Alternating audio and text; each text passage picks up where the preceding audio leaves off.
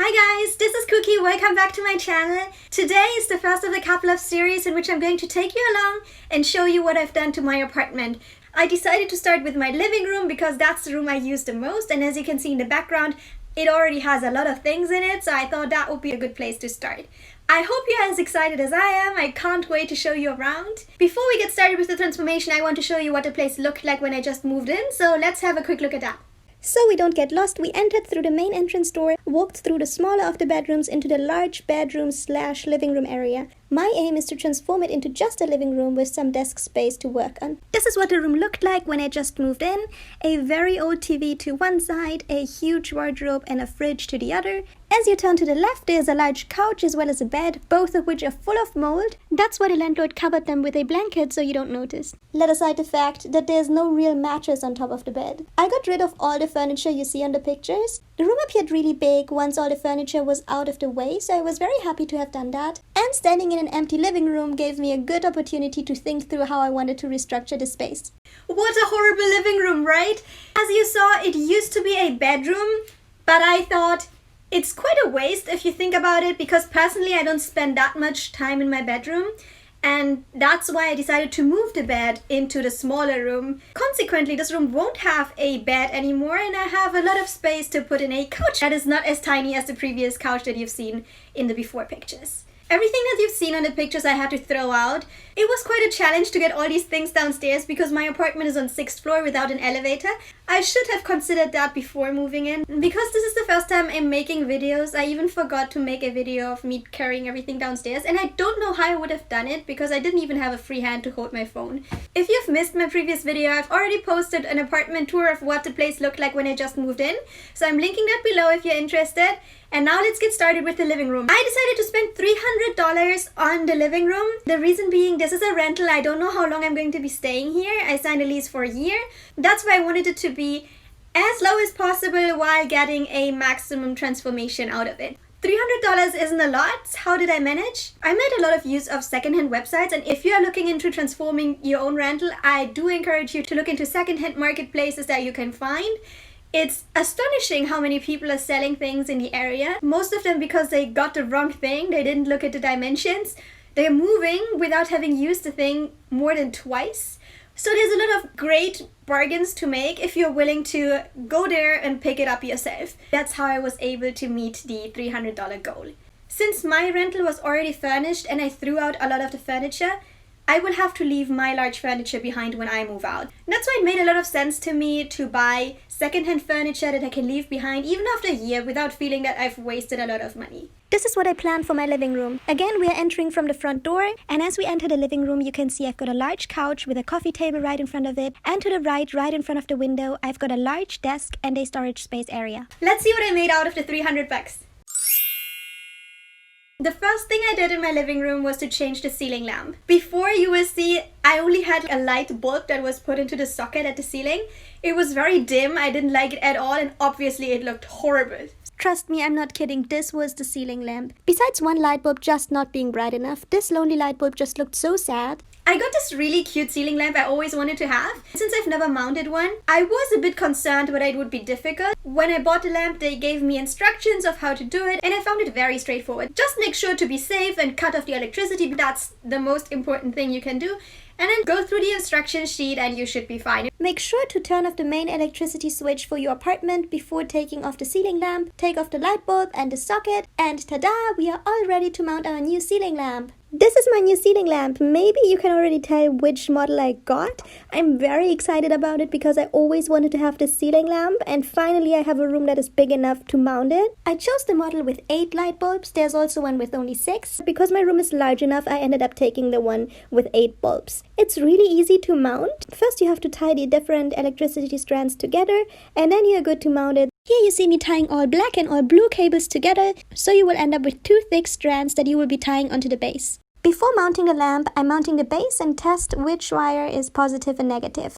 And with that figured out, the last step is to mount the lamp onto the base. Throughout, I used some electrical tape to make sure everything is secure, and ta-da! There we go, the lamp sits tightly on its base. Normally each strand should be secured to the ceiling with 2 screws. I decided not to do it and use double-sided tape instead. It is a very secure double-sided tape so that the strands won't fall off. I decided to use tape instead of screws because this is a rental and I didn't want to put in more holes than necessary. In addition, it will be much easier for me to get the double-sided tape off the ceiling if I ever have to take down the ceiling lamp when I move out. The last step is to put on the light bulbs. In my case, I chose the very standard ones, but there are all sorts of light bulbs for you to choose from in different shapes and colors.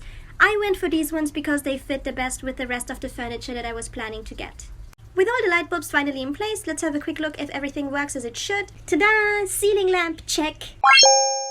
Finally, I have a ceiling lamp that is not just 1 light bulb, but actually 8 light bulbs that look really nice and cute together. I went for the lamp with 8 bulbs. I think it fits really nicely into my apartment.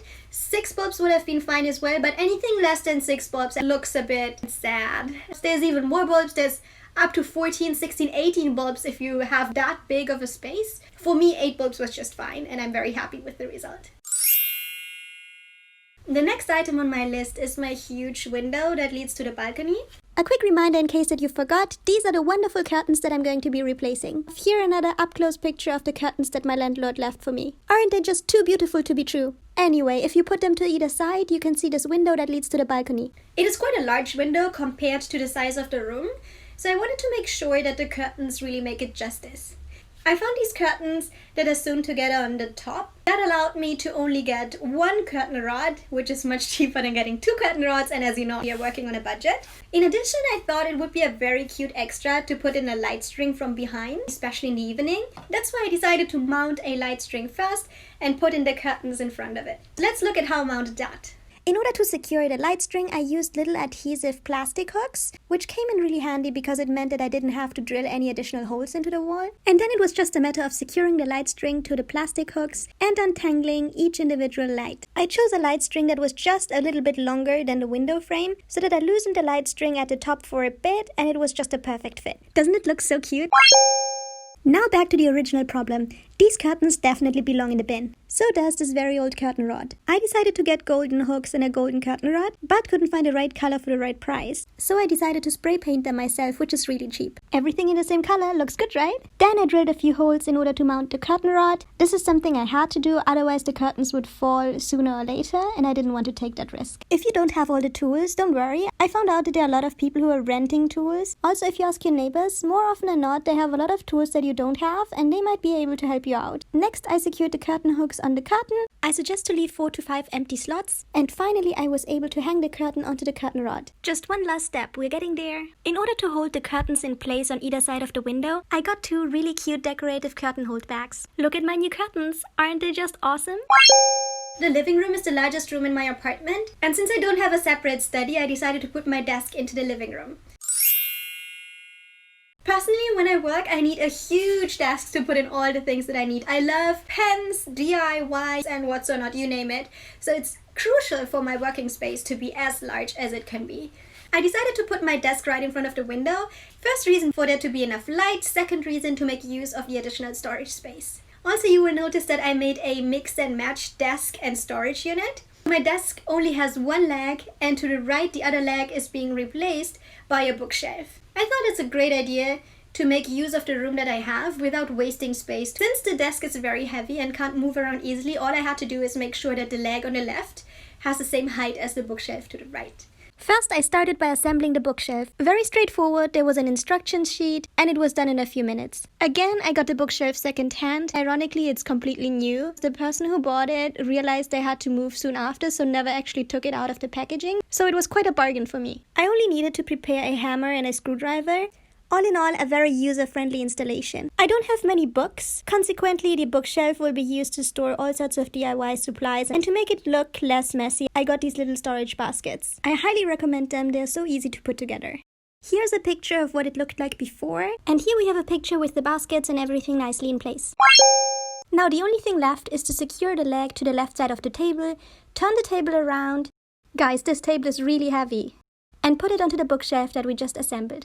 Next, I added this really creative lamp, a chair, and my working space area is ready to be used. The next item on my list was the couch. The couch is something I'm extremely proud of, the reason being it only cost me 20 bucks. very cheap. It really fit into my budget, and it's a huge couch. I still can't believe I only paid 20 bucks for it. But the reason why it cost so little is because I got it on a secondhand website and it had to be picked up within a day. And there's quite a story attached to it. I had to pick it up from 23rd floor by myself, and I even had someone who I was going to pay to help me get it down. But when I arrived on 23rd floor together with the guy I hired, we had to realize that the couch just doesn't fit into the elevator. And when we realized that, the guy just ran away and didn't want to have anything to do with the couch anymore, which is, I think, very understandable. I wouldn't have been keen on that adventure either. But that meant that I had to go downstairs carrying the couch by myself, which was horrible. As you walk down, you would see that there was an elevator, but we couldn't use it.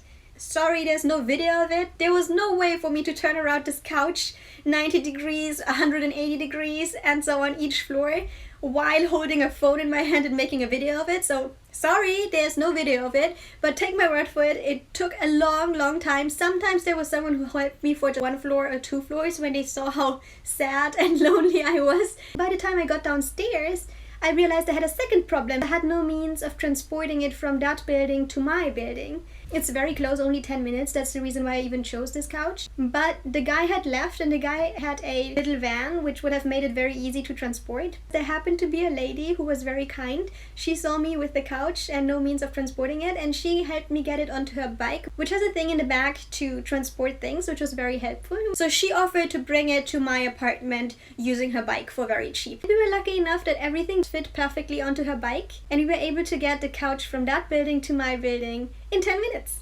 In case you're wondering what that looked like, I made a few pictures of it. As you can see, all the parts fit onto this little bike, which meant we only had to do 1 trip. While this bike looks pretty run down, it is battery powered, meaning that the lady riding the bike was very fast, and I had to be pretty quick to catch up with her. Unfortunately, that meant I couldn't make a video of that process either, although it would have been very funny. A lot of people were watching us as she was riding the bike with a huge couch on top of it, and I was running right behind her. 10 minutes later, we arrived at my place, meaning we were still 6 floors away from bringing my couch from the 1st floor up to my 6th floor apartment, without an elevator again. I paid her, so she helped me to get the couch from 1st floor up to my 6th floor apartment, and that is how my couch got into my apartment. I'm still very proud of it, and it only cost 20 bucks, so if you do want to do the same, I encourage you to find a couch on 23rd floor. It is a lot of fun. You shouldn't miss out on that. I still can't believe why the lady would have told us that there's an elevator.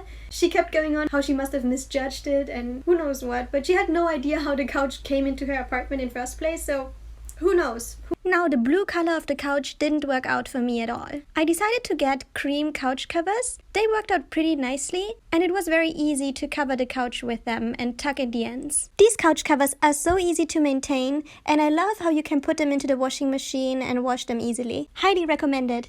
Doesn't it look like a new couch? To cover the 3 large cushions, I had 3 cushion covers made in the same color as the couch cover. And that is the story how I turned a blue couch into a cream couch without spending a whole lot of money. In order to decorate the couch going forward, I got a couple of small couch cushions that I can exchange with different covers depending on the season. For now, I got these black and white stitched ones, one with a deer, the rest with different patterns. And if you keep watching my videos, you will notice that I do change them quite often. Excited to see what my couch looks like in the end?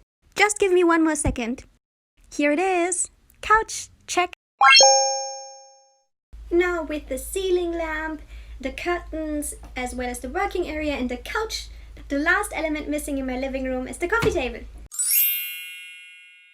I love this coffee table because it's so big. If you've paid attention, you might have realized that I don't have a dining room. So this table is even more important because I will use it when friends come over, so it absolutely had to be large enough to fit some food on top of it. This coffee table was the easiest to assemble. I only needed to add the little feet from below, then I got a rug on a second-hand platform for 15 bucks, and all that was left is to put the coffee table on top of the rug. Done. Before I show you my new living room, do you still remember what it looked like in the beginning? Yes, that's right. Boring, full of mold, and partly breaking apart. And what does it look like now? As you might have noticed by now, I'm completely useless at taking pictures and making videos. I still hope that this gives you a little overview of what my place looks like after the transformation. One fun fact worth mentioning, I love colors, so I'm not sure how I managed to have a living room that is just white, cream and black. Let's see how long it will take for me to put all sorts of colorful things into this living room. A few cute things have already moved in, as you might have noticed. For instance, this polar bear is a portable charger. I have 2 cat mugs on the coffee table. And did you spot the polar bear in the bowl? Now you can see it clearly. Okay guys, this is the end of my video. You have seen my living room transformation for 300 bucks. I hope you liked it. If you've liked it, please let me know in the comment section below. I would also love to hear which room you'd like to see next if you have a preference. And if you haven't already, this is a perfect time and opportunity for you to follow my channel so you can't miss out on any future videos of the other rooms of my apartment. Thanks guys for watching, and I will see you back in my next video. Bye!